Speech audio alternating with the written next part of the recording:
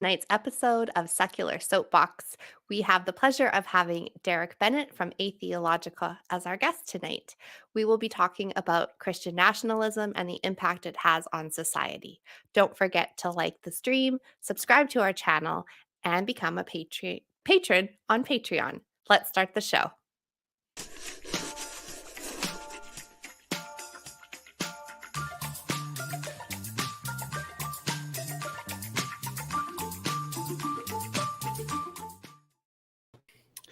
Hey! Hello, everyone. Oh, there's an echo, I I think. hear it. Echo. Oh, you know what? How prepared I am. I forgot to put on my damn headphones. That's quite all right. Oh, it's a great start to today's episode. How are you all doing? Sorry, I've been drinking a little. Oh, There you sure. go. That's quite all right. I've been drinking a lot. We've been having a great time before the show began, so I feel like we're all warmed up. Don't tell them the secrets. Well, that's a good. We broke the ice. We vaporized the ice. There is no ice. No, it's not just it's warm, just warm and wet. water. Just It's moist right now. That's how I would describe it. So moist. So moist. That was a soundbite for a commercial right there. Do it again, Oh. Stacey. I am not doing that again. Oh my goodness. Okay, well, Derreck, thank you so much for being back here with us. It's always great to do a stream with you. And Baph, it's great to see you again too. It's great to after see you a couple too. weeks.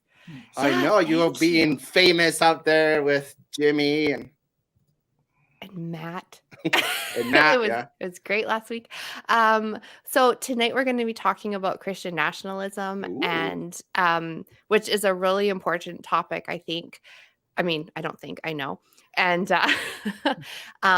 Derreck, you recently did a video on your channel highlighting that topic, which everyone definitely needs to go and check that out. And you also had an interview with someone who's important to you as well, talking about this topic. One thing I liked about the video is that you said you're going to start kind of making that sort of a bit more of a focus on your channel. So first, if you don't mind kind of,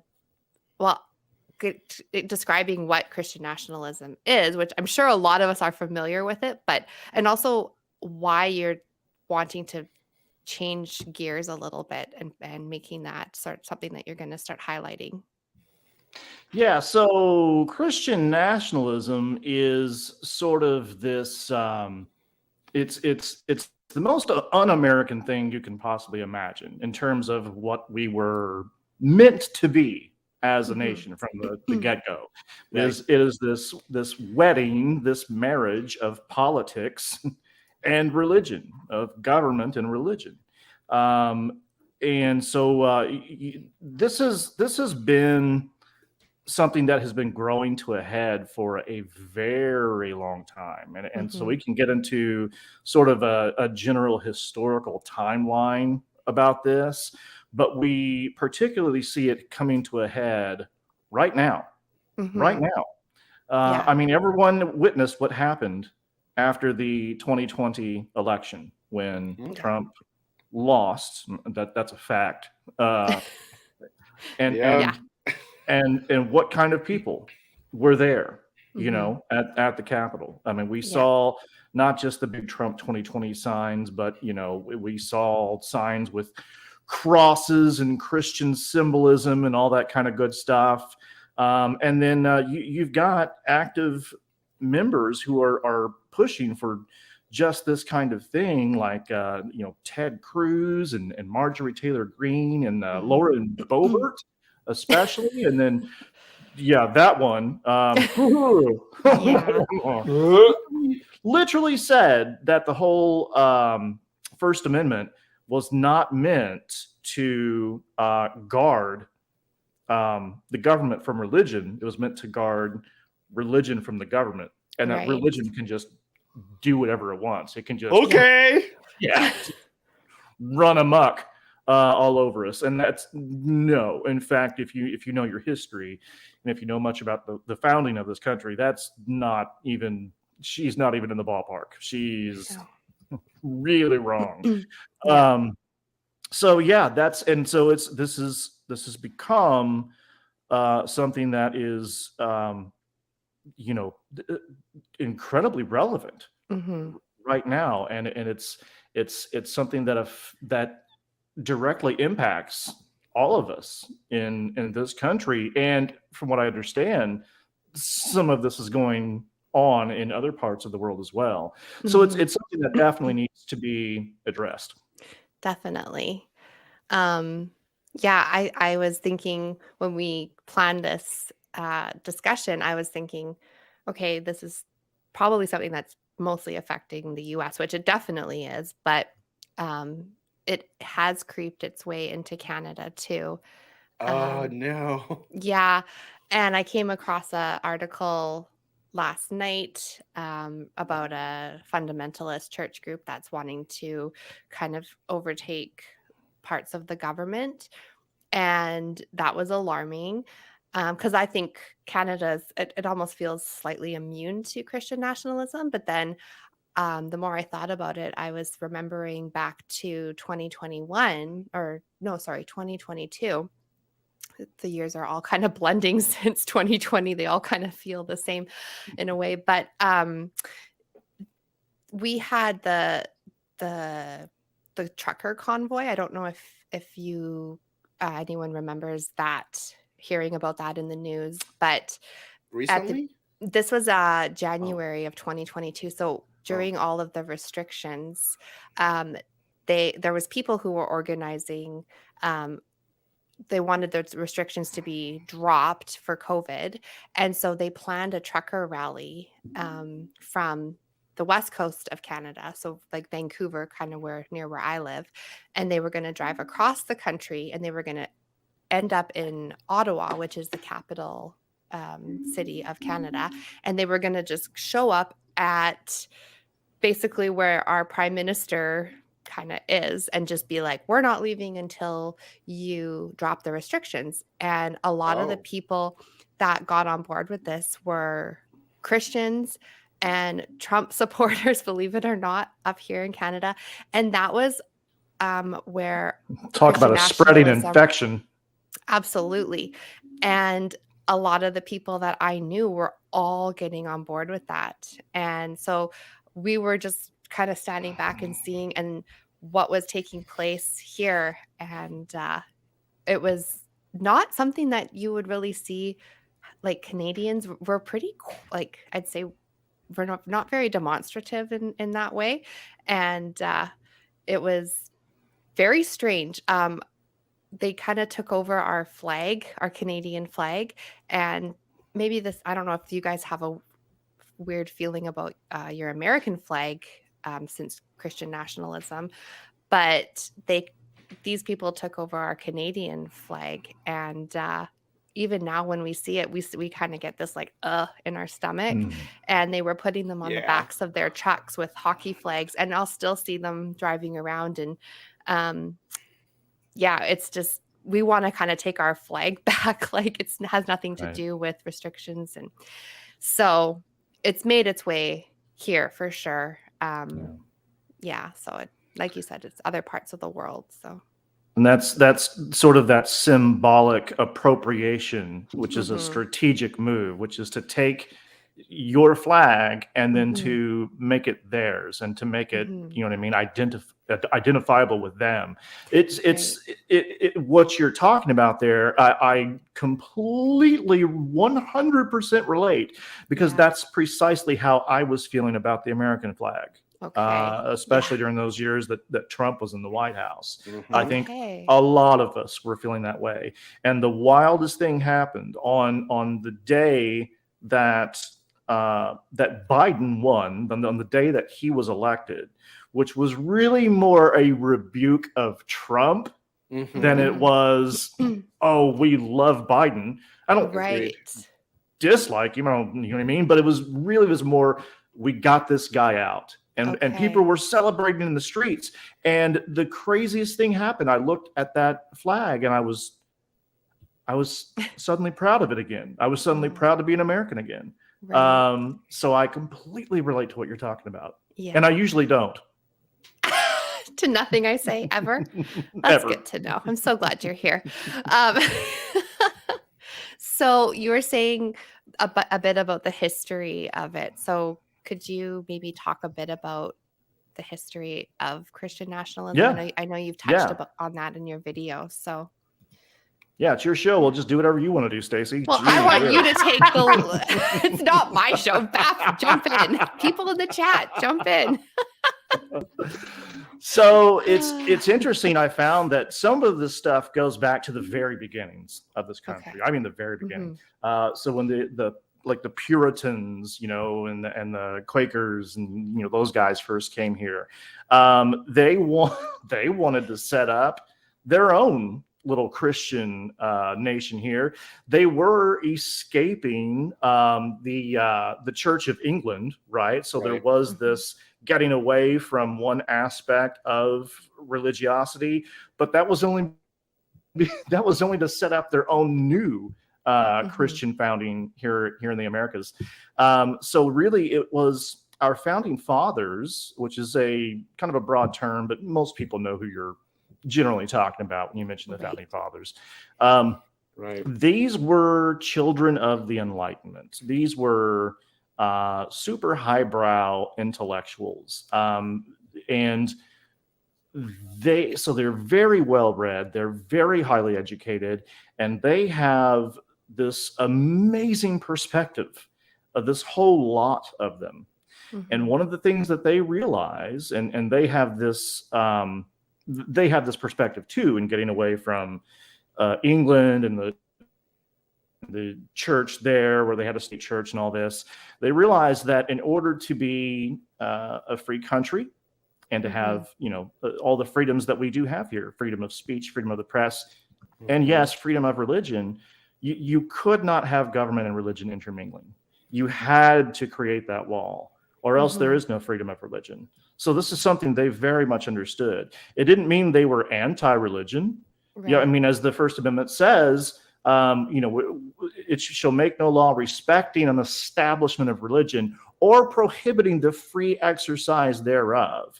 So they were cool with religion flourishing and with pluralism and with people having that freedom of choice in religion. But they were not, absolutely not, going to have government and religion be, you know, they weren't going to have a state religion set up. That's just not what they weren't down with that. Yeah. I can, you know, a great case in point, you know, from 1797, the Treaty of Tripoli. This was a treaty between us and a Muslim nation. Article 11 states that the government of the United States of America is not in any sense founded on the Christian religion. This was ratified unanimously by the U.S. Senate and signed by President John Adams in 1797. Now, this is not a founding document, right? It's not part of the Constitution or anything like that. But at the same time, because this had to do with some goings on between us and a Muslim nation regarding some pirating activity and that kind of thing. But at the same time, they would not have explicitly said that if, in fact, we were somehow a Christian nation.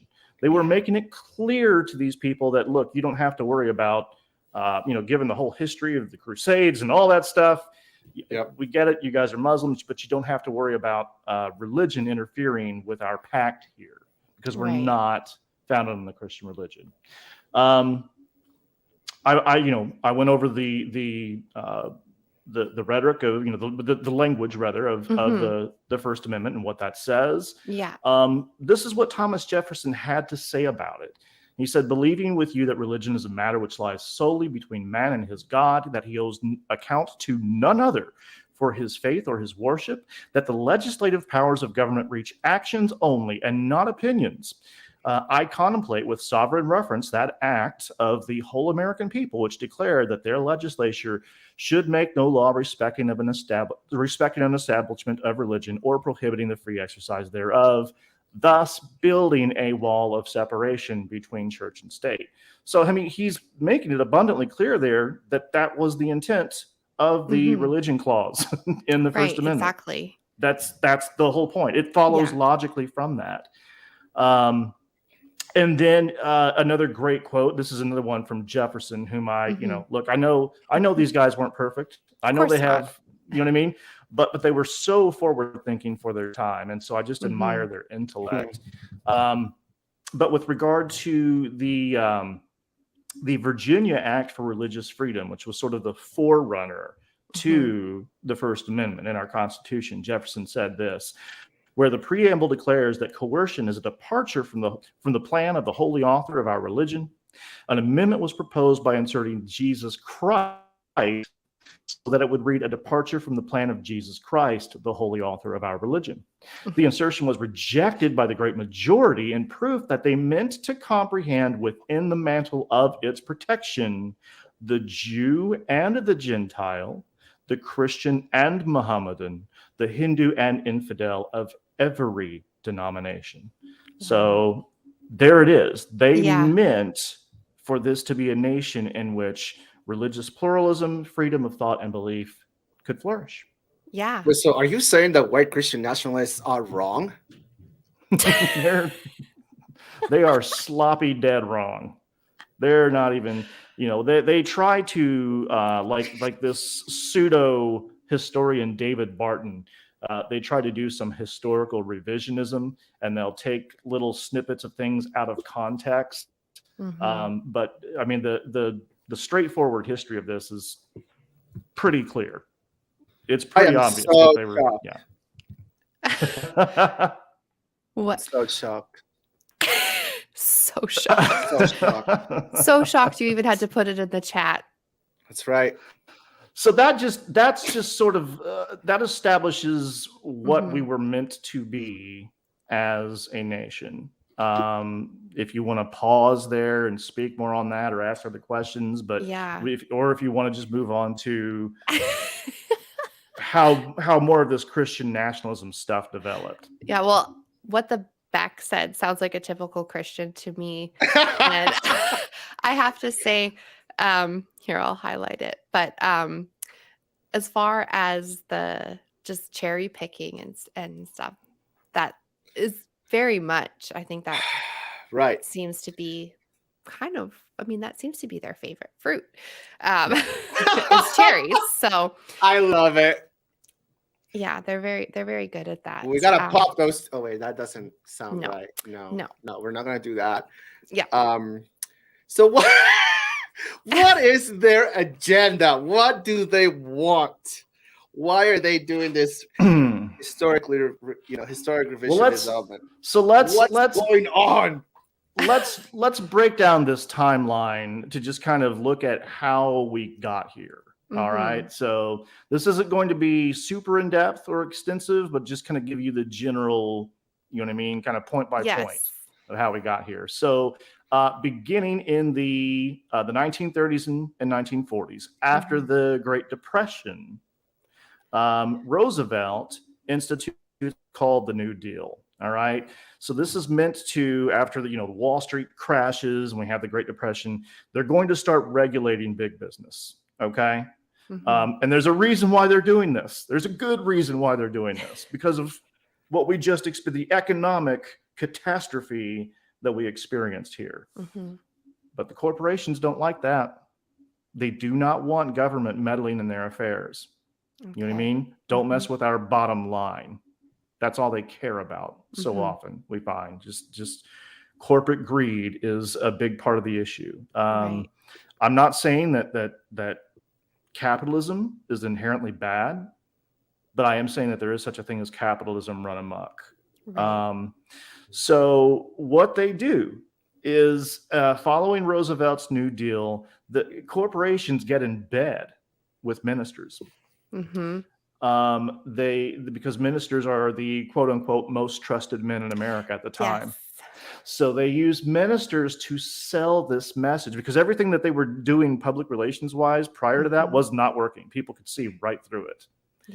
So they start using ministers to sell their message of, Christianity is pro capitalism, pro free market. Your salvation is earned by your own individual efforts, right? Mm-hmm. Well, it's the same with your economic success. So you see Christianity and free market capitalism go hand in hand. Wow.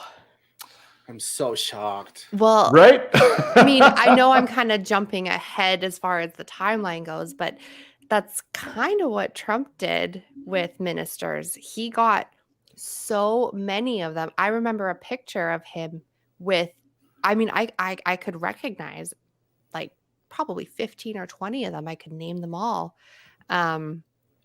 All the ministers. That's how he got the vote from the Christians. So Mhm. same tactic. It's continuing that same trend. This is Yeah. something that began in the 30s and 40s, following the Right. Depression, following the government saying, "Hey, we're going to have to keep you in check, Yeah. big business. I mean, we're just going to Yeah. have to after what we just experienced. You can't just, you can't just take advantage of the system and roll over people." But they didn't like that. And so they've been using religion ever since. By And the it's way, disgusting. sorry, I didn't mean to interject, but this is kind of relevant because have you seen the documentary "Shiny Happy People" with you just watched it, right? I've watched the first 2 episodes about the IBLP, but it has something to do with that as well. How there is a way that religion is meddling in government. So everybody should watch that. Holy crap! Big oof. I was so disgusted. Everybody should watch it and throw up with me. Because it's a strategic tool that's working for them. It's been working for them for a long time, and they continue to use it. And the people who are suckers for it in this country, well, that's just what they are. They're suckers. They're falling for it hook, line, and sinker, and oftentimes voting against their own best interests just because a politician is standing there and invoking Jesus. When oftentimes their message has nothing to do whatsoever with anything that Jesus, ostensibly preached or taught. It's insane. So moving forward in the timeline, in the 1950s, you have evangelist Billy Graham is a major influence, and he was a pro-corporate, anti-regulation zealot. Okay. He's just the kind of guy that they need. And so between him and President Dwight D. Eisenhower, who had some religious leanings, Under God was added to the previously secular Pledge of Allegiance. In God We Trust was added to both postage and paper money and became the nation's official motto in 1956. So those things that people tend to invoke as an argument, that we are a Christian nation, are later developments in our history. And then in the 1970s and 1980s, now this is huge. 70s and 80s. This is when televangelism really begins to flourish. And you have the Reverend Jerry Falwell, who is a bug in Ronald Reagan's ear. He establishes what's called the moral majority at the behest of Republican strategists. And what they do is they rally evangelicals around issues like abortion and homosexuality. Now, here's the thing that's interesting about this. Abortion is to this day, and especially now, it is the big rallying cry, right? It's the big hot button for Republicans, for conservatives, evangelicals, and abortion is almost that one issue that you can pretty well divide, you know what I mean? Right down that line. It is a one issue voting. Right. Prior to the 1980s, evangelicals didn't give a damn about abortion. Wow. It was a non-issue. It was a non-issue until these Republican strategists, they made it an issue. They brought it into the limelight and convinced evangelicals that they should care about this. And they all fell right in line. Wow. Unbelievable. Yeah, it really is. And, homosexuality, I mean, I'm sure there have been prejudices against homosexuality for as long as homosexuality's been around. Since the dawn of time. But that's something that is barely mentioned in the Bible. Yeah. It is not by any There- means yeah. a key issue there, but that's another prejudice that they were able to latch Just- onto Mhm. and Just pick hoodwink up. people with and tie that into religion. So they're using they're using religion and people's Mhm. own biases and prejudices in Yeah. order to get them over to their side, Yeah. when all they really care about is not the people they're pandering to, but No. to big business, Mhm. corporate money. And the hatred that they spew, and I have Mhm. in very recent times, probably the most recent out of the three of us here, as far as just being around people, is just I think back to just even being in the church service, that the church that we just came out of, and oh my goodness, it's they talk, like the pastor would talk about homosexuality from the pulpit. And there's so many times in my brain where I go back to that and I'm like, why didn't I get up and walk out? And I just get so mad. But it's he even said to me at one point, I'll probably end up in jail for preaching What? against it. Yeah. Mm-hmm. So, Like a and martyr? yeah, yeah. And Oh, bless one his of the heart. oh yeah, bless his heart. But the so right before I had officially deconverted, there was a law that was being passed in Canada about, oh, I can't remember exactly what it was, but something to do with it was something to do with being gay and talking about it with your children, or sorry, my brain's a little fuzzy on this, but basically the pastor sent an email to all of us to sign a petition against this law coming in to Canada. And I hadn't even like officially deconverted, or I was still wrestling with it in my head. And I got the email and I just was like, there's no way I'm signing this. I can't sign this. And Jeez. I was so glad that I didn't, because I don't have any, I feel like I don't have any blood on my hands. You know what I mean? Looking back. Yeah. So it was just one of those things where I'm just like, oh, I knew that. I couldn't do it. And the law, everything's good in Canada. It's quite progressive and yay. So it was one of those moments where I was like, I was mentally out already. I just hadn't admitted it. So yeah. Anyways, sorry. One of the things I forgot to mention, no apologies. One of the things I forgot to mention is that there is this myth that the pushback against abortion, that resulted from the Roe v. Wade decision. That's the myth. Roe v. Wade is decided by the Supreme Courts, and then that's when they start caring about abortion. That is false. Okay.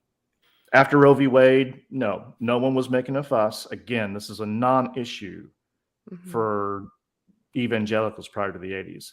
It was after the IRS decided to remove tax exemption status from segregated evangelical institutions. Right. It was after that Jerry Falwell and company said, let's rally everyone around abortion and homosexuality. This was not a response to abortion. It was a response to segregation. They wanted to maintain their racially segregated evangelical institutions. This was about race. This was about race. Yeah. Wow. So yeah, just, I mean, that video you did, which everyone needs to go and watch. I feel like I knew a little bit about Christian nationalism, but you really highlighted some major key points. And thanks for digging into this with us here. Thanks for doing the research for us. Yeah. And then I was so happy when you said at the end, I actually was shocked when you said that your channel was going to be taking a bit more of a turn to focusing on this. Yeah. And I was pleasantly surprised because I think you're like, that's such a great focus. So what made you decide to, other than the fact that it's an important topic, but what made you decide to take that turn? Well, I've been paying attention to politics for a long time now, and it's not my area of expertise, like, the history is and Yeah. whatnot, but it is something I've been paying awful lot of attention to. And the founding of our nation and all that stuff, the things that the founding fathers stood for, that's something I've known about for quite some time as well. But it was, I was living in Kentucky only a little over a month ago, and was bored out of my gourd. And so my in Kentucky, I know, right? Who gets bored in Kentucky? Yeah. So Right. an old high school speech and debate coach of mine, who he's from Southern Indiana like I am, but he wound up migrating out here to the low country of South Carolina to take on a position as a principal many years ago. And so when I kind of piped up on social media and said I was looking for a change, he invited me out here to stay here with him. And this is his in-law suite downstairs, which is detached from the main house upstairs. It was just, come on out here and join me in South Carolina. We're happy to have you. Amazing. Nice. So, and I'm loving it. I mean, it's gorgeous here. It's beautiful. It is. It's All so your tropical setting. Yeah, the beach is about 20 minutes from here. Lucky. You've got, I know. Yeah, tropical foliage like palm trees and Spanish moss, everywhere, and it's gorgeous. It's going to be a long, hot summer. It's going to be hot, but it's worth it. Anyway, what's the point of me mentioning any of that? I decided I was done talking about Christian nationalism. I'm going to start talking about my personal life for the rest of the interview. That's fine. I don't know about the producer. I don't know if the producers want that though. It's all good. Fired. I'm canceled. We'll circle back. No, it was my school speech and debate coach who invited me out here. He is especially concerned about Christian nationalism. That's a major area of concern for him. So it was under his influence, really, and sort of his mentorship. He's always been a mentor of mine anyway. He was like, he's like, I think what you do is great, but if you really want to broaden your horizons and expand your viewership, you might want to take the bull by the horns here with something that is immediately relevant to people's lives right now. And something that is, as we've said, a monumentally important topic. So, and given that it was already something of a concern for me as well, and something I've been following for years, it was like, yeah, why not? Not only that, it'll help kind of differentiate what I'm doing from what others like what Derreck of Myth Vision, that son of a bitch, Derreck of Myth Vision, and Neil of Gnostic Informant, they're kind of already covering a lot of this, history of religion stuff. So this is a way for me to kind of distinguish myself. It doesn't mean I'm going to do the Christian nationalism thing exclusively. I mean, as you saw in my most recent video, I'm still going after these religious apologists and tackling history of religions type issues, but I am going to be placing more focus on Christian nationalism now. That's kind of cool to just branch out and cover a different. Like I said, I was pleasantly surprised and excited because, I mean, with your wit and your banter, I can't wait to hear. I know, right? See, I know, right? Wit and banter. I like that. Yeah. So I think you're gonna do awesome. So I have a question. So for perhaps there's people that don't really know how to identify or recognize that certain things are indeed a product of white Christian nationalism. Could you point out to some things, some effects of Christian nationalism that we can, recognize? in our that government. maybe or aren't so ideology. obvious. Right. I don't know. Oh, you froze. Or is it just me? Uh-oh. Are you still there, Derek? We need to break the ice, Stacy. Just kidding. We do. Oh, can you hear us? It's just when I talk. It's okay. I get it. Everyone seems. Oh, I can hear him. Oh, I think he's having some issues. Bath broke him. Oh, Broke him. damn it, Mel. Oh, he'll be back. I think somebody might in the be using the meantime- internet in the home. It's just possible, right? Someone using In the internet. meantime, don't forget to check out our other shows on Skeptic Haven. Like we have Secular Soapbox, this show here every Wednesday, Thursdays, The Sunny Spot, Saturdays, The Global Atheist and Women Atheists Unload, and Let's Talk on Sundays, which is our new call-in show. So, yeah, that's been a really awesome addition, I think, to the network. Have you been on it?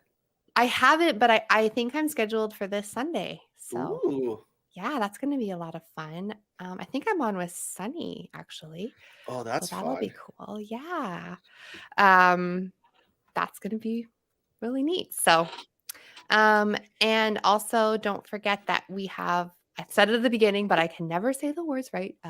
Patreon, and you can be a patron and support the network that way as well. Patron on So- Patreon. A patron on Patreon. So, So- even if you don't like this show in particular, just Yeah. kidding.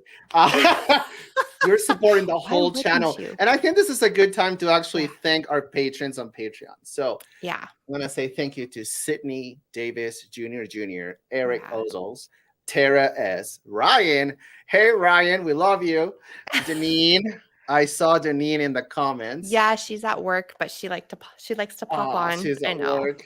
Yeah. Dan D, Michael Weisman, Kathy Cotton, Cindy Plaza, Sunny Shell, Aaron Colson, and Phil Calderon. Do you see, Mel? I can actually read.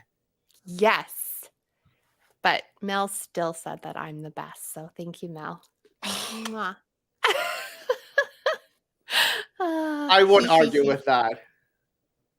Nah, you're still amazing. I know. So where you live, do you encounter Christian nationalism like in New Mexico? What's it like there? I think I texted you that day and asked if it's a blue state or a red state. And Where I Yeah. live, it's a blue state. However, the prior governor was Republican. okay. So it kind of goes back and forth. Right. Hey, he's back. And he's Hopefully. frozen again. He's frozen again. It's Oh. really Oh. Oh, Am I moving? It's okay, Derek. sort of. Hello? Hi, we can hear We can you, hear you but now. Oh man. it's okay. Okay, you can hear me. Okay. We can hear you. Yeah. Oh, Oh, yeah. that's okay. Well, You're sorry about that. I got it's okay. We the just Lord got Jesus. The Lord Jesus God booted me doesn't off want there for a moment. talking about this. That's Yeah. No, what it is. he gets so mad, which is so unlike him. I know. We're gonna right? start a GoFundMe to get him, better internet. That's what we're gonna do. We were just talking about. I just asked Baph if he was in a blue state or a red state, and he said it was more of a blue state. And is South Carolina? I don't know much about some of the states, but I don't know if you're just there or naming not. Random states, aren't you? Pardon? Just kidding. What? You're just naming random states. You Oh, live in I a pretty different much know all the country. states. Mm. I don't know. Do you know all the provinces? Yes, Okay. British Columbia. Uh-huh. That's it, right? No. Wow. Wow. Just I- wow. Wow, what a disappointment. I actually I know. don't know all the provinces. Stacy, thank you for putting me on the spot like that. No problem. Okay, let's see how he is. So how's it going, Derek? Can you see me? Can you hear me? Yes. I can hear you. We can hear you. Yeah. New Mexico, you got that Maricopa County, don't you? Don't you, Bath? No, that's Arizona. No? That's Arizona. That's right. God, no Yeah. wonder I failed geography. Dang. Man, but yeah, it's so New Mexico is something of a blue state. Mm-hmm. Yeah, For sure. Kentucky and South Carolina are too. Oh. Oh no. Hey, you know, look, if someone, I'll be honest. Am I liberal? You know, am I left leaning? Absolutely, I am. But you know, I don't think that someone is inherently a bad person if they are a Republican or a conservative. If that, you know, that's fine. But there's a fine line between that and this sort of extremist Christian nationalism that we're looking at. And that is something that has infected the right wing of politics. Mm-hmm. And, you know, thankfully there are some on the right who recognize this as a problem. Oh, yeah. There are Christians. Few and far between, though, but not definitely, yes. There are some. There are Christians who recognize it as a problem as well.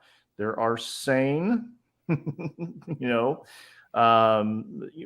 fairly progressive Christians who are like, yeah, no, this is not right. Yeah. In fact, I not too long ago we interviewed Andrew Seidel. He is, you know, the constitutional lawyer for Americans United Against for Separation of Church and State. And that organization is not necessarily an atheist organization. It actually has people of different faiths who do recognize that religion shouldn't be meddling with the government. Right. He's fantastic. You just blew me away with that, because Andrew Seidel's book, The Founding Myth, that's the book that I have been reading. Yes. For a good period here. Yeah. So I mean, my research was pulled from other sources and whatnot well, but that's the book I've been reading most recently to really kind of dig into this stuff. So that's I had no idea that you guys had him on. That's amazing. Yeah. Shameless plug for the Burning Eden podcast. We interviewed Andrew Seidel not too long ago, so go check it out. I would like to interview him myself. So if he has any contact information that you can pass on to me. Well, my contact was in person at AACon. So I literally ambushed him at the table and made him put us in his calendar. Oh, you can ask Mel. She'll tell you. I was like, so. That's a great story. So. Yeah. Yeah, we got a plan to go to some conferences, Derek. Start rubbing shoulders. Mm-hmm. Yes. Elbows. Right. Or whatever. I prefer armpits, but whatever, we can do it your way. To each their own. We don't judge. Right. Yeah, make some of those connections. I would have a blast doing Wouldn't that be amazing? Would love to do that. Yes. That's on my bucket list for 2024. So the upcoming big convention, I guess, that is organized by American Atheists actually will be in Philadelphia, Pennsylvania, next April 2024. Mm-hmm. Okay. Yeah. Okay. Yeah. So April 2024. On your side of the states, it's a little easier to get to. Mm-hmm. For me, it's going to be like a whole day traveling. So, yeah. And for me, it's just really hard, guys. Just impossible. International flight. Yeah. Oh, sorry, Derek. I have the questions covering you. Who cover Beth we have a question from Skeptic Haven. Is anti-immigration often a problem with Christian nationalism? Notice since the American Native Party mid-1800s, which went to the GOP party, were against immigrants, Catholics, Native Americans, etc. Wait, the American Native Party went to the GOP? Notice I'm confused. I didn't know that, but it doesn't surprise me in the least. Okay. And of course, I would answer that with a resounding yes. Absolutely. Mm-hmm. That's absolutely tied into the whole package of Christian nationalism. Look, I'm not saying that that some of our issues at the border, at the borders are not real issues that need to be addressed. or that people should be able to just kind of free flow into the country. I'm not saying that. There does need to be a process. I understand that. But to a very great degree, what they're doing is they're playing up on the biases and prejudices and xenophobia that many among that segment of the population have. They're absolutely doing that. Yes. Yeah. So he has a follow-up. Why and how do we stop it? Because that's what Jesus would want. Yeah, right. Yeah. WWJD. The brown man from the Middle East. Yeah, that's exactly what he would want. I'm talking about American Jesus. Blue eyes. Mormon Jesus. No, but it is important to make that contrast. You know what I mean? Yeah, To point out that hypocrisy. So as to how do we stop it? I mean, that's kind of that's the $1 million question here, right? Is how do we stop it? And of course, the obvious answer is we got to vote. We've got to vote. But it's and as Dr. Dan Durbin pointed out to me when I had him on my show talking about this, he's like, well, it's not as simple as that. Yes, we have to vote, but what we need is an informed citizenry. People have to vote in a way that is, well, that is informed. People need to understand what the hell is going on here. People need to wake up to this. The major problem that we have in this country is ignorance. And trust me, the people who are in power, they prefer it that way. Way.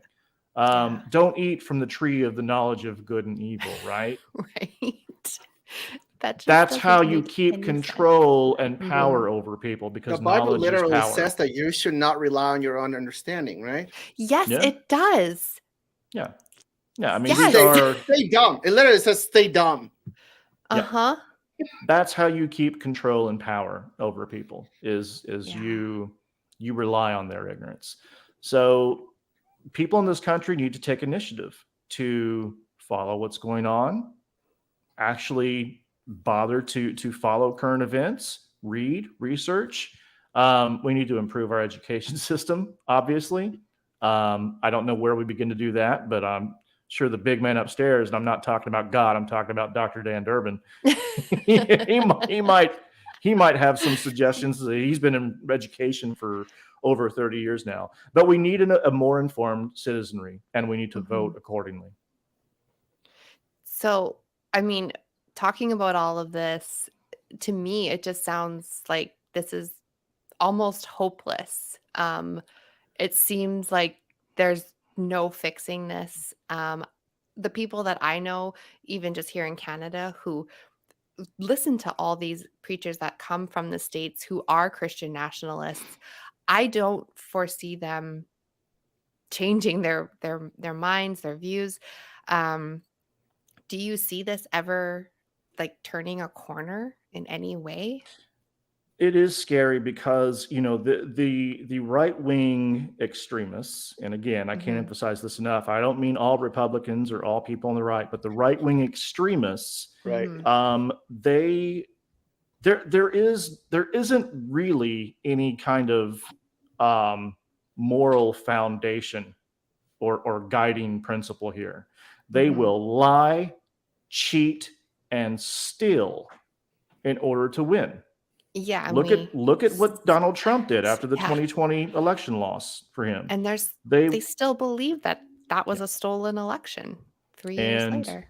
And the people on the left, again, I'm not claiming that they're perfect, but by and large, they're much more principled than these right-wing extremists. Yeah. They're not going to play the game that way. So when you have one group that is willing to lie, cheat, and steal and break all the rules in order to win,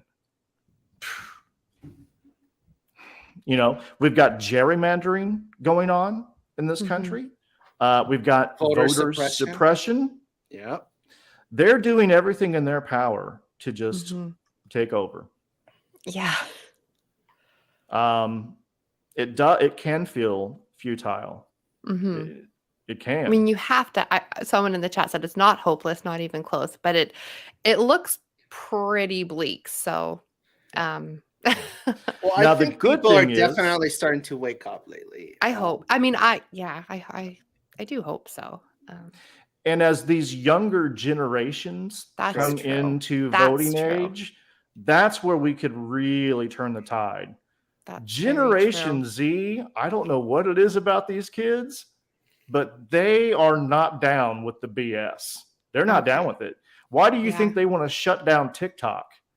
Because these kids are active participants who are getting information out to one another, and for whatever reason, this is a special generation of young people who are able to see right through the crap. That's Yes. really They're true. going to be a force to be reckoned with.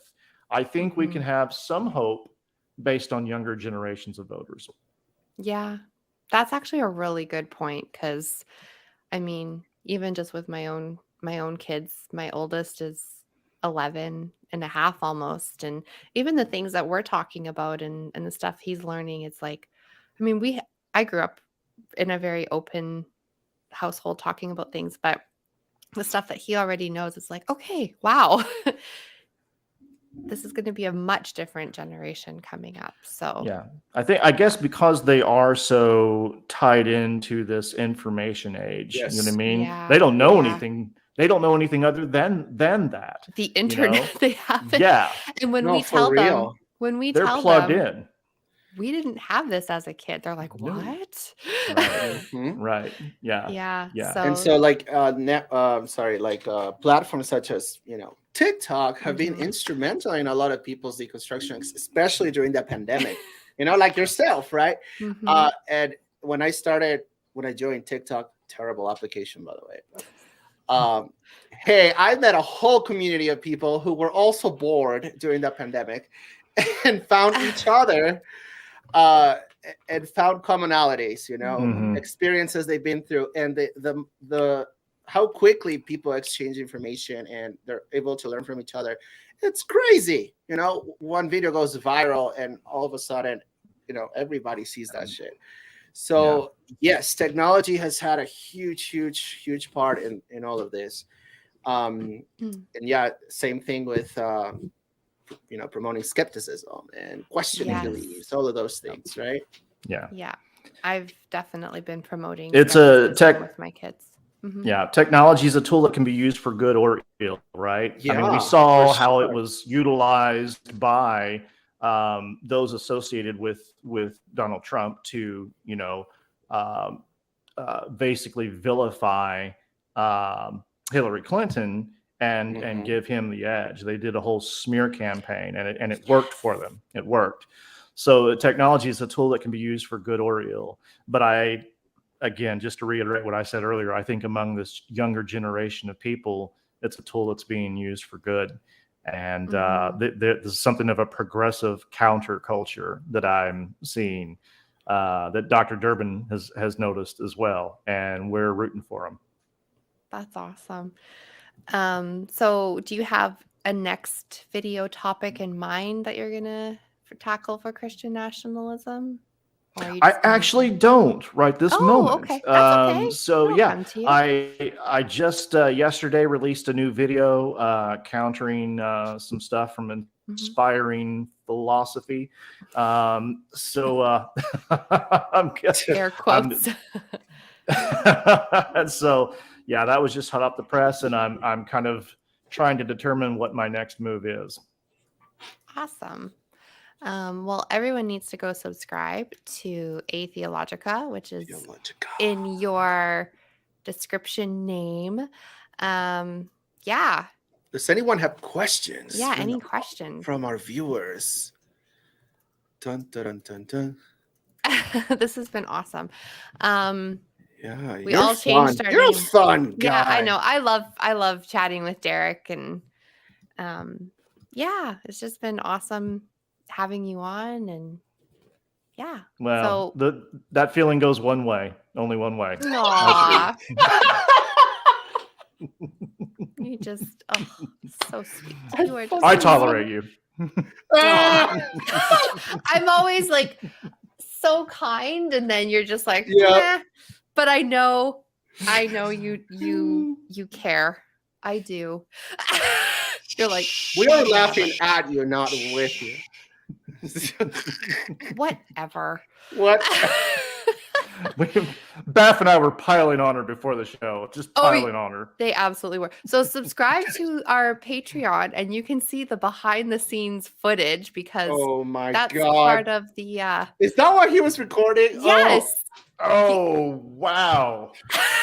I'm canceled. I'm done. No, he'll edit it, I'm sure. No.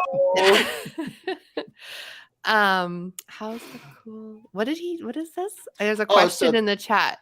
How's the cool Derreck from Myth Vision doing? Wes cool knows Derreck. how to. That I didn't even know what that. The other Derreck. Oh The gosh. cool Derreck, as opposed to this Derreck. The cool Derreck. Gosh. Yeah. I was just chatting with him earlier. You were just on his show. Oh, today you were chatting. Oh, with him well, today? yeah, I was just on his show yesterday. Yesterday you were on. We had a big powwow, and then he's doing well. In addition to running a show with 100,000 subscribers now, he just crossed over. Congratulations! He's been working out. He's been getting into fitness, and he's looking good. Oh my gosh. Oh, apparently didn't have to put that up. Just messing with y'all. Whatever. I figured as much.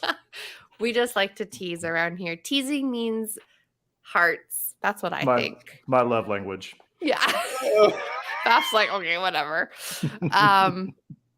Anywho. Okay. Well, thank you so much for being here. Thank you for telling us how messed up our country is, and I just wanted to be sure if you still have any hope that we can obliterate that completely. How bleak the future is, and God forbid you be able to sleep tonight. Yeah. Oh my gosh. Yay. Mm-hmm. Baph, where can people find you? You can find me on the horrible application called TikTok. If you search Baphometal, I have 2 accounts. Give me a follow if you want, but if you don't have TikTok, it's not worth it. I am also the co-host of the Burning Eden podcast. We are here on YouTube, but we're also on the audio-only format. So we are comedy, satire, BS, but also good conversations. You can ask Stacy. She was in it. Yeah, I was. It was great. What? Yes. I'm trying to figure out. I changed mine too. What? See what's happening. We're all pointing. It's like the Brady Bunch. Yes. So, I'm Stacy. You can find me here on Secular Soapbox, and then I also have the podcast with my mom, the Stacy's Mom podcast, which has been going really well. We've been having a lot of fun. We usually stream Wednesday mornings, and then a couple other times a week, maybe. We haven't quite figured out a schedule, but Wednesday mornings for sure have been our jam. And then where else? Sometimes I pop up on the line, so you can. It's true. It just it's pops true. up. So I'll be on. Matt Dillahunty's like, what the? Where did you come from? I'll be on there again at the end of June, so that'll. She be pops fun. up like a goose in Canada.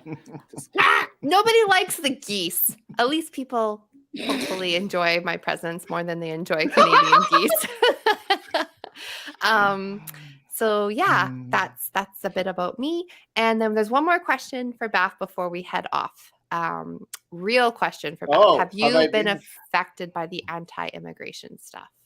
Well, can we be more specific? Are we talking about laws? Are we just talking about like sentiment? So he said a lot of real a-holes out there, and I've had other friends tell me they had problems since Trump. Perhaps not in this state. I live in a very brown state, thankfully. So I do have a lot of Hispanic community. but definitely it's affected other people with, different immigration statuses, right? That perhaps I know personally. So yes, I have been affected, you could say. Mhm. More racism, yeah, sure.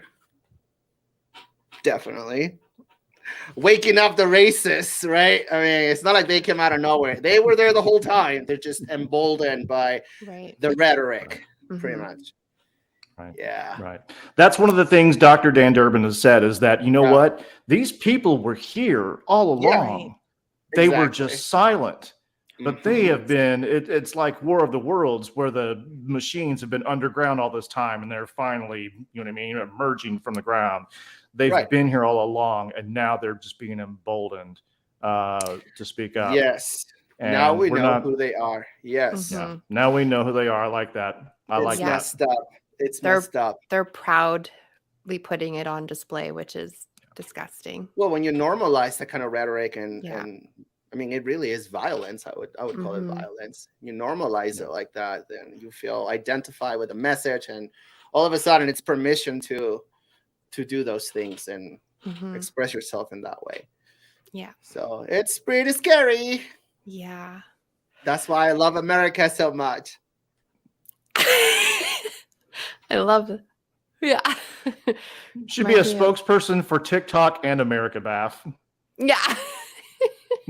You're hilarious. Okay. Well, on that note,